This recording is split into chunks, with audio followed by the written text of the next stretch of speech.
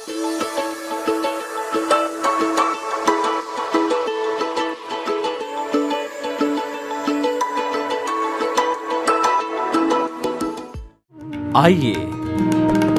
सुनिए, देखिए, समझिए सनातन सत्य। जैसी दृष्टि वैसी सृष्टि, दृष्टि विज्ञान। कुदरत, कुदरती रचना एवं कुदरत के कानून से शाश्वत सुख की प्राप्ति।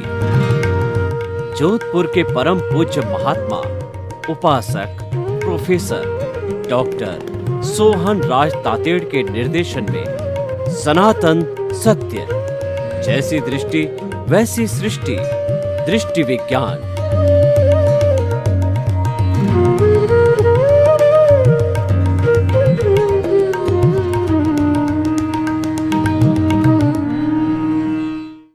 भाई और बहनों, मातृशक्ति को नमन।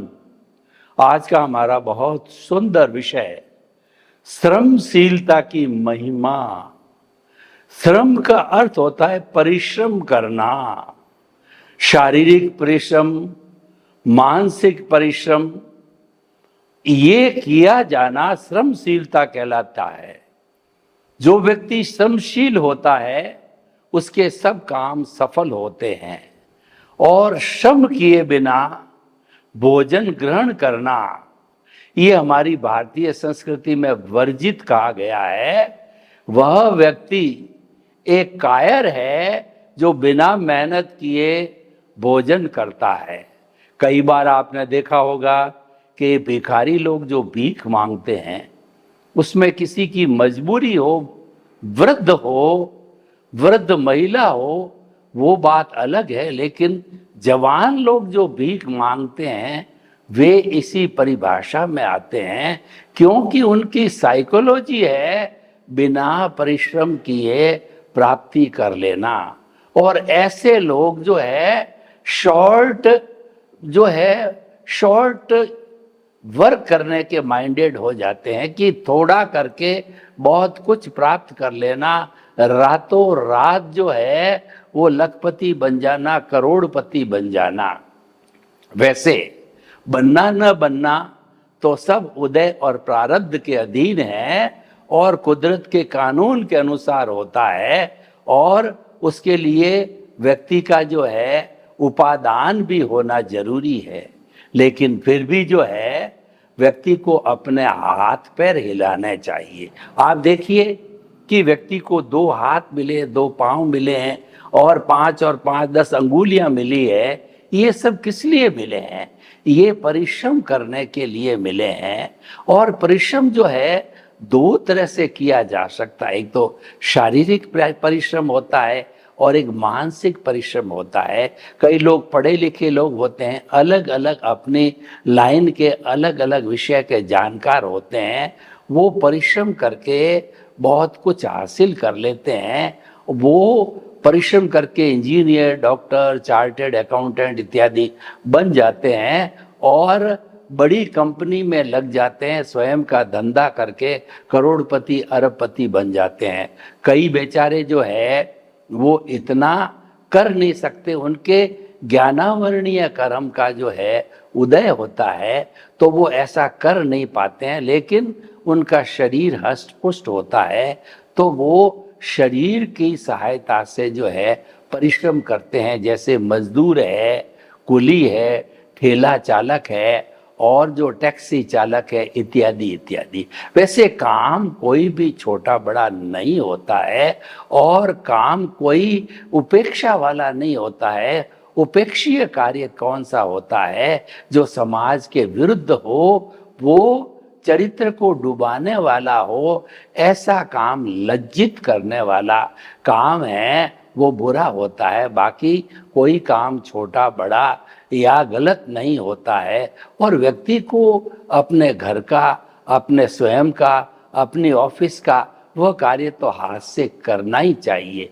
आज हम देख रहे हैं कि चारों तरफ बीमारियां बहुत बढ़ रही है और हमारे जितने भी हॉस्पिटल है, नए खुले चाहे पुराने हॉस्पिटल हो, चाहे सरकारी हो, प्राइवेट हो, खचाखच भरे रहते हैं। क्या आपने कभी इस पर रिसर्च की कि ऐसा क्यों हो रहा है? मैंने इस पर गहन रिसर्च किया। इसका मुख्य कारण यह कि व्यक्ति फिजिकल लेबर नहीं कर रहा है और करना भी नहीं चाहता है। किसी पास में साधन है, अच्छी बात है, उस साधनों का उपयोग करके वह अपने फिजिकल लेबर को बचा सकता है, वो टायरनेस को बचा सकता है। लेकिन जो हमारा भोजन हम करते हैं, बेसिकली जितनी कैलोरीज हम लेते हैं वो तो बर्न होना जरूरी है। अगर वो कैलोरी बर्न नहीं होती है तो हमारे फैट बढ़ती। इसीलिए मेडिकल डॉक्टर लोग कहते हैं न्यूट्रिशियस भोजन लो। न्यूट्रिशियस भोजन का मतलब क्या? उसमें 20% प्रोटीन हो, 10% कार्बोरेट हो और 10% फैट हो, 6% मिनरल हो, 60% पानी हो, इत्यादि इत्यादि होने से वह न्यूट्रिशियस भोजन होता है, वो स्वास्थ्यवर्धक होता है। और देखिए, भोजन का जो है हमारी कार्य प्रणाली से सीधा संबंध है। कहा भी गया है कि जैसा अन्न वैसा मन। व्यक्ति का जो है जैसा अन्न खाएगा उसके वैसे विचार हो जाएंगे। मैं आपको एक कथा बताना चाहता हूं कि महाभारत की जो रचना हुई और जो है वो विष्णु पितामह को, गुरु द्रोणाचार्य को और जो कृपाचार्य गुरु जी को पूछा गया कि आप इतने धुरंधर हैं और आपके रहते रहते महाभारत हो गया, द्रौपदी का चीर हरण हो गया, तो आप क्या उसको रोक नहीं सकते थे? तो उन्होंने कहा कि हमारे से भारी गलती हुई है। और गलती क्यों हुई इसका भी स्पष्टीकरण उन्होंने दिया कि दुर्योधन जो है हठी है, स्वार्थी है, जिद्दी है और वो मॉरल लेस व्यक्ति है। तो उसका अन्न खा करके जो है हमारी बुद्धि भ्रष्ट हो गई और उस वक्त हम चुप बैठे रहे, हमने प्रोटेस्ट नहीं किया जब द्रौपदी का चीर हरण हुआ। इसी कारण से जो है ये महाभारत का युद्ध हुआ। उन्होंने अपनी गलती स्वीकार की और उसका कारण जो है अन्न बताया। इसीलिए जैसा अन्न वैसा मन, जैसा हम भोजन करते हैं वैसे हमारे विचार बनते हैं, जैसे विचार बनते हैं वैसे भाव बनते हैं। अगर मैं आपको पूरी जो है थ्योरी बताऊं तो जैसा भाव वैसा भाव, और भाव से जो है हमारा विचार बनता है, विचार से आचार बनता है, आचार से व्यवहार बनता है और व्यवहार से हमारा व्यक्तित्व बनता है। सब एक दूसरे से जुड़े हुए हैं। तो हमारे भोजन का बहुत बड़ा संबंध हमारे मन वचन काया की प्रणाली से होता है, क्योंकि मन वचन काया जो चलते हैं विटालिटी से चलते हैं, वे जो चलते हैं वो कर्ण वीर्य से चलते हैं। और कर्ण वीर्य जो बनता है भोजन, पानी, सूर्य की गर्मी और जो है अग्नि, जठरा अग्नि वगैरह, इन सब से मिलकर के बनते हैं और उसी से ही मन वचन काया की सभी क्रियाएं होती है। अगर हम उसका दुरुपयोग करते हैं, नहीं नेगेटिव थॉट्स में ले जाते हैं, गलत कार्यों में ले जाते हैं, तो हमारी एनर्जी वेस्ट हो जाती है और हम परोपकार के कार्य नहीं कर पाते, सदुपयोग नहीं हो पाता है। तो भाई और बहनों, देखिए आप, जो हमारा विषय श्रमशीलता का महत्व है, हर युग के अंदर श्रम को महत्व दिया गया है। और जो व्यक्ति श्रम करता है उसके अच्छी भूख लगती है, अच्छी नींद आती है और जितना वो भोजन करता है कैलोरीज बर्न हो जाती है और व्यक्ति का स्वास्थ्य जो अच्छा रहता है। भोजन जो है, ये जो हमारा श्रम जो है, ये भी मध्यस्थ भाव से होना चाहिए। श्रम के लिए ऐसा नहीं होना चाहिए कि हम इतना श्रम कर लें कि हमारी इंद्रियां थक जाए, मन थक जाए, शरीर शिथिल पड़ जाए। जब शरीर शिथिल पड़ जाता है तो न तो हमारा व्यवहार जगत का काम होता है, न हमारा निश्चय जगत का काम होता है। शरीर कॉमन है दोनों में, इसीलिए कहा गया कि शरीर माध्यम खलु धर्म साधनम। ये जो हमारा शरीर है जिससे हम परिश्रम करते हैं, ये जो है धर्म करने का एक माध्यम है। तो धर्म की बात चल पड़ी तो मैं परिश्रम की महिमा जो है एपिसोड के हिसाब से जो है भीतर के परिश्रम की बात करता हूं। परिश्रम जो है दो तरह का होता है, एक रिलेटिव पुरुषार्थ कहलाता है और एक रियल पुरुषार्थ कहलाता है।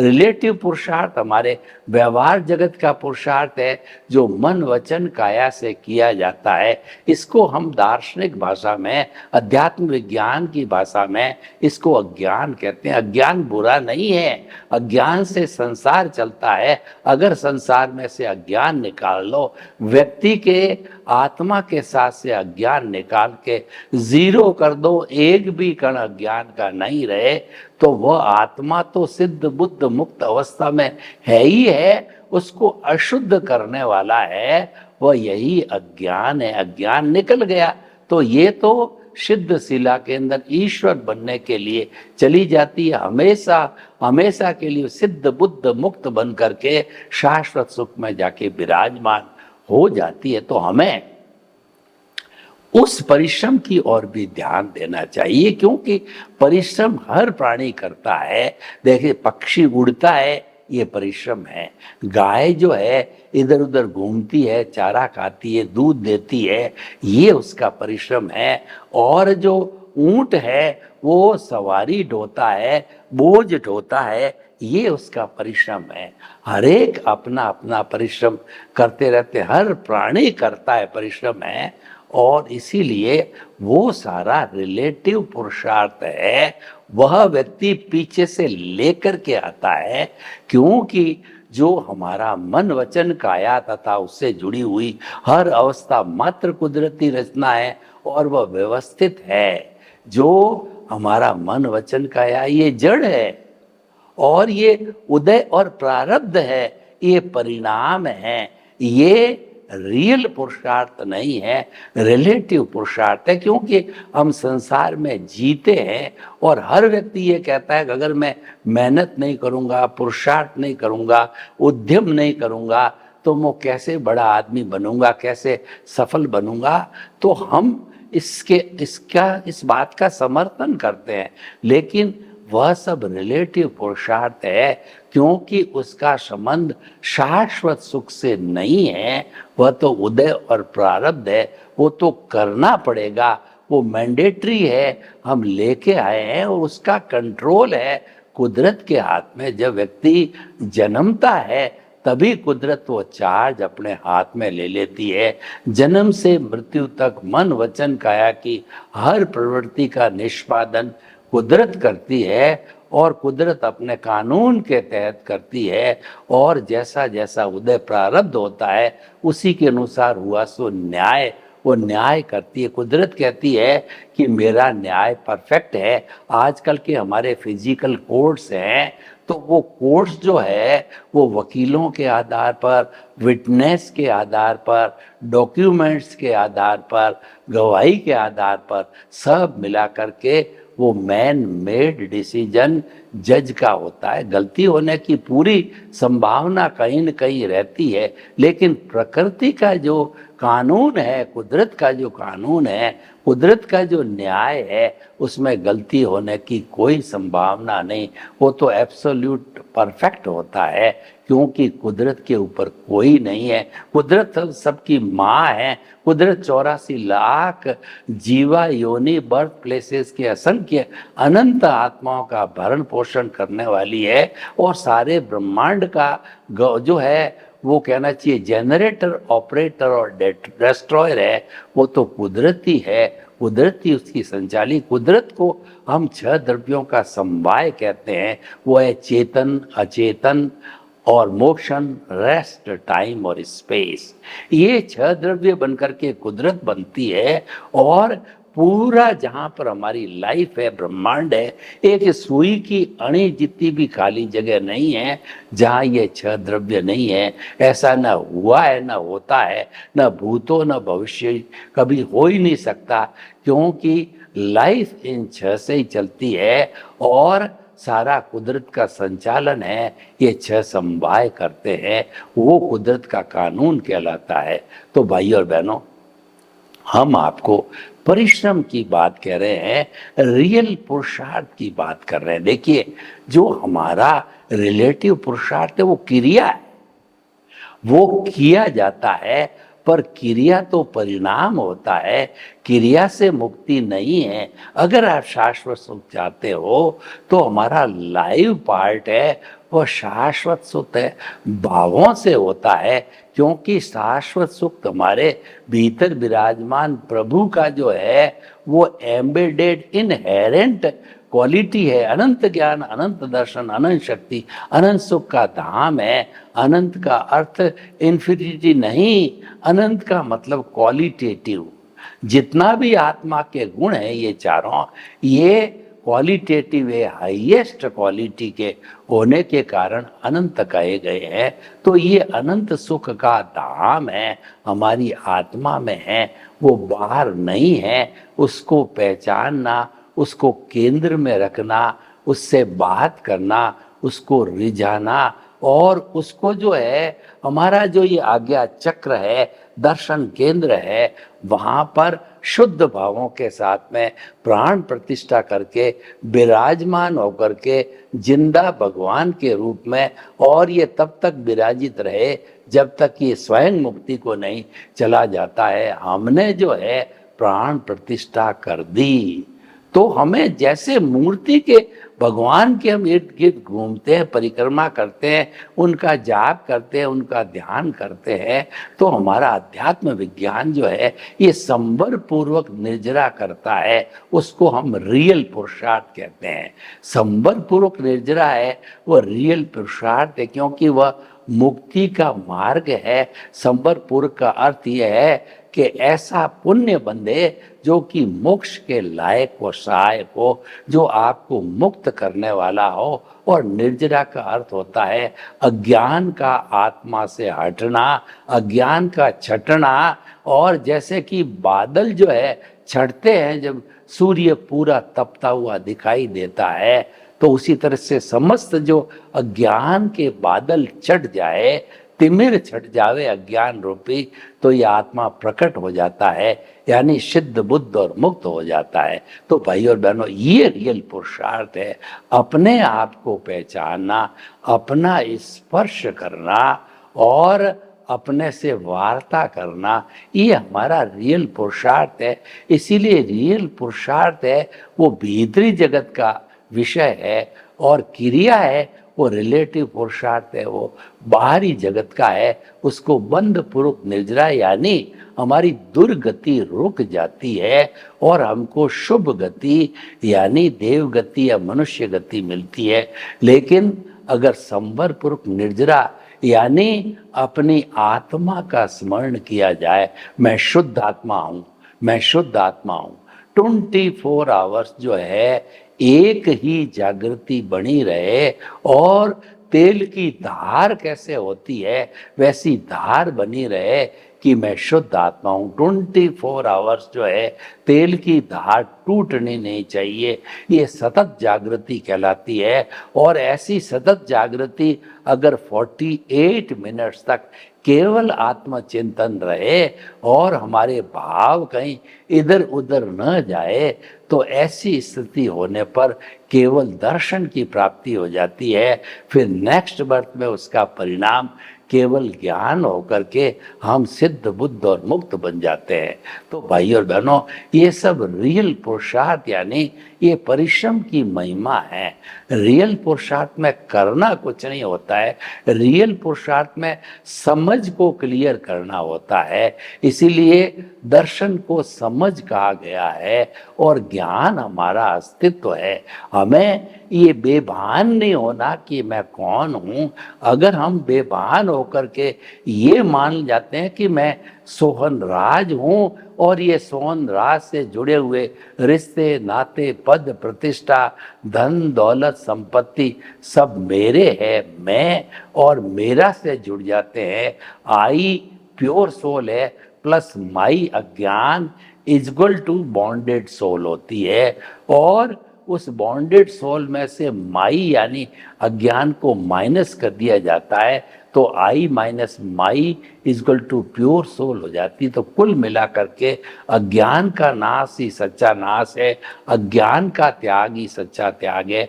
हमारे लक्ष्य के अंदर आत्मा रहनी चाहिए, हमारे केंद्र में आत्मा रहनी चाहिए। सेंटर में आत्मा रहेगी तो निश्चित तौर पे हमारा लक्ष्य भी निर्धारित हो जाएगा कि इस अज्ञान को लक्ष्य करना है, इस अज्ञान को जीरो करना है। और जब प्रभु केंद्र में है तो प्रभु के जो गुण हैं, सम्यक ज्ञान, सम्यक दर्शन, उपयोग लक्षणों जीव, जीव का लक्षण उपयोग है, उपयोग सम्यक ज्ञान, सम्यक दर्शन वो कहते हैं, वो हमको स्वतः ही आशीर्वाद रूप में एप्लीकेशन के लिए मिल जाते हैं। इसीलिए भाव जो है वो लाइव पार्ट होता है। लाइव पार्ट की एप्लीकेशन से कॉज पढ़ करके उसके ऊपर उन भावों पर कोड चढ़ करके और नया कर्म बनता है जिसको हम कॉज कहते हैं। उसकी पूरी प्रोसेसिंग फैक्ट्री है वर्तमान का ज्ञान दर्शन और आपकी प्रतिष्ठित आत्मा, जिसके अंदर मन बुद्धि चित्त अहंकार होता है। आपका इंटरेस्ट होना चाहिए कि इंटरेस्ट आपका आत्मरंजन में या मनोरंजन में है। मनोरंजन में आप चले गए तो मिथ्या ज्ञान मिथ्या दर्शन की एप्लीकेशन में चले गए, और आत्मरंजन में आप रहे तो प्रभु आपके साथ है और आपको उनका ही कहना चाहिए नौकरत्व या दासत्व स्वीकार करना है। तो आपने सम्यक ज्ञान सम्यक दर्शन की एप्लीकेशन कर ली तो कॉज को जो है वो ज्ञान दर्शन से पढ़ते हैं। ज्ञान दर्शन को ही भाव कहते हैं। भाव और विचार में अंतर क्या है कि भाव के साथ में ज्ञान दर्शन है वो लाइव है, और जो विचार है वो जो है हमारा डिस्चार्ज है, वो जड़ बन जाता है। वो हमारा जो उसमें ज्ञान दर्शन नहीं है, उसमें करेक्शन नहीं होता है। लेकिन जो लाइव पार्ट ज्ञान दर्शन में करेक्शन हो जाता है, उसकी एप्लीकेशन कैसी है उस पर डिपेंड करता है। तो मुख्य बात इंटरेस्ट है और इंटेंशन यानी भाव है। और तीसरा जो है वो सम्यक ज्ञान सम्यक दर्शन की एप्लीकेशन है। अगर आपको हम जो परिश्रम की बात कह रहे हैं, परिश्रम की महिमा की बात कर रहे हैं, अगर आपको रिलेटिव परिश्रम की ओर ध्यान देना है, शाश्वत सुख को प्राप्त करना है या इसी जन्म में उसकी नींव लगानी है, तो आप परिश्रम जो है रियल कीजिए। रियल का अर्थ ये हुआ कि हमारा विकास हो रहा है। तो हम निष्कर्ष रूप में ये कह सकते हैं कि जो परिश्रम दो तरह का होता है, रिलेटिव पुरुषार्थ, रिलेटिव परिश्रम जो है वो मन वचन काया से होता है जिससे संसार चलता है, और रियल पुरुषार्थ रियल परिश्रम होता है उससे हमारे को शाश्वत सुख की नींव लगती है। और स्नेह स्नेह जो है उस शाश्वत सुख की नींव लगने के कारण जिससे भाव बनते हैं सम्यक ज्ञान सम्यक दर्शन, उसका डेवलपमेंट होकर के 360 डिग्री तक पहुंच करके वह अंतिम मंजिल केवल दर्शन को प्राप्त करके अगले बर्थ के अंदर केवल ज्ञान को प्राप्त करके ऐसा जीव ऐसी आत्मा स्वयं ईश्वर बन जाती है, सिद्ध बुद्ध और मुक्त हो जाती है। तो निर्णय आपको करना है कि रिलेटिव पुरुषार्थ करना है या रियल पुरुषार्थ करना है। महत्व दोनों का है। रिलेटिव पुरुषार्थ से संसार चलता है और रियल पुरुषार्थ से जो है हमारे को शाश्वत सुख की नींव लगती है। दोनों ही श्रम के रूप में आते हैं, परिश्रम के रूप में आते हैं। तो हम अपना निर्णय करके और अपना जीवन का निर्माण कर सकते हैं, क्योंकि लक्ष्य केवल मानव ही बना सकता है और दूसरे प्राणी जीवन का लक्ष्य बना नहीं पाते हैं, क्योंकि उनका इतना डेवलपमेंट अभी तक नहीं हुआ है। तो भाई और बहनों, आज का जो हमारा ये एपिसोड है ये परिश्रम की महिमा का एपिसोड है। तो इसको हमें दोनों पक्षों को बहुत गहराई से समझना है। सर्वे भवन्तु सुखिनः, सर्वे सन्तु निरामया। लोक के जीवों को सुख मिले, शांति मिले, आनंद मिले, प्रेम मिले, सौहार्द मिले और हम सभी शाश्वत सुख को प्राप्त करना चाहते हैं तो रियल पुरुषार्थ करें आपके प्रति मंगल भाव।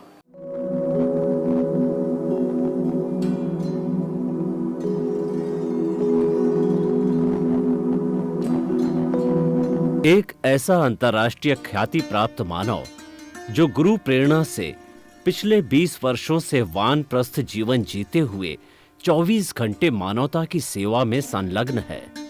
एक ऐसा मानव जो अभी राष्ट्रीय, अंतर्राष्ट्रीय टीवी चैनलों पर 7,500 एपिसोड के माध्यम से सनातन सत्य, आत्मविज्ञान एवं पुनरुत्थान, व्यवहार एवं निश्चय जगत के जीवनोपयोगी विषयों पर हृदय स्पर्शी प्रवचन कर चुका है। उस मानव का नाम है महात्मा उपासक प्रोफेसर डॉक्टर सोहन राज तातेड़। प्रोफेसर तातेड़ द्वारा योग, दर्शन, शिक्षा विषयों पर रचित पीएचडी स्तर के 250 शोध ग्रंथ भारत के 100 प्रतिष्ठित विश्वविद्यालयों में शोधार्थी पढ़ रहे हैं तथा वे सभी शोध ग्रंथ वहां की सेंट्रल लाइब्रेरियों में उपलब्ध हैं। महात्मा सोहन राज ने अभी तक हजारों स्कूलों, कॉलेजों, विश्वविद्यालयों एवं संस्थाओं में सेमिनार, वर्कशॉप, कैंप लगाकर लाखों विद्यार्थियों को योग, दर्शन, शिक्षा का प्रशिक्षण देकर उन्हें सुसंस्कारित किया। डॉक्टर तातेड़ ने भारतीय संस्कृति उत्थान के 4000 से अधिक समसामयिक विषयों पर आर्टिकल लिखकर ऑनलाइन जर्नल, पत्रिकाओं, वेबसाइट्स पर प्रकाशित किया, जिसका उपयोग लाखों पाठक कर रहे हैं। उपासक तातेड़ के 5000 से अधिक आज का सुविचार, आज का शुभ संदेश, आज का मंगल भावना योग आदि चिंतन websites, Twitter, blogger, Facebook, YouTube माध्यमों से लाखों लोग अपना जीवन निर्माण कर रहे हैं। मानवता के मसीहा ऐसे महामानव महात्मा सोहन राज तातेड़ के प्रोफाइल को अभी तक विश्व के 20 लाख दर्शक यूट्यूब पर, 12 लाख गूगल पर एवं लाखों दर्शक फेसबुक, ब्लॉगर, ट्विटर और इंस्टाग्राम पर देख चुके हैं।